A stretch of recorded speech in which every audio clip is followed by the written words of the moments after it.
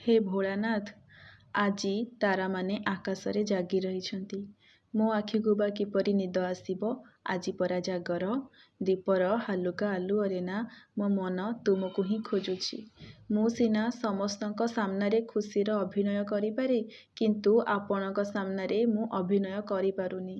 ମୋ ଆଖିରୁ ଆପେ ଆପେ ଲୁହ ଝରିଯାଉଛି। ତୁମ ଜଟାରୁ ଝରୁଥିବା ଗଙ୍ଗା ପରି ମୋ ଦୁଃଖକୁ ବି ତୁମେ ଭସାଇ ଦିଅ। ଆଉ ଚନ୍ଦ୍ରର ଶୀତଳ ଆଲୋକ ପରି ମୋ ମନକୁ ତୁମେ ଶାନ୍ତ କରିଦିଅ।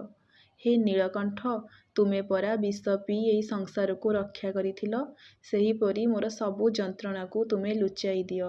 ଆଜି ଚାରିଆଡ଼େ ଘଣ୍ଟ ଆଉ ଶଙ୍ଖର ଶବ୍ଦ, କିନ୍ତୁ ମୋ ମନରେ ଆଜି ନୀରବତାର ସମୁଦ୍ର। ଉପବାସରେ ରହି ମଧ୍ୟ ମୋର କ୍ଳାନ୍ତ ଶରୀର ଆଜି ଆପଣଙ୍କ ମହାଦୀପକୁ ଦେଖିବା ପାଇଁ ଉଜାଗର ରହିଛି।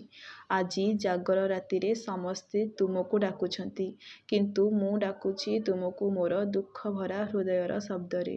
ମୋ ମୁହଁରେ ହସ ଅଛି ସତ, କିନ୍ତୁ ହସ ପଛର ଲୁହକୁ କେବଳ ଜାଣନ୍ତି ଆପଣ।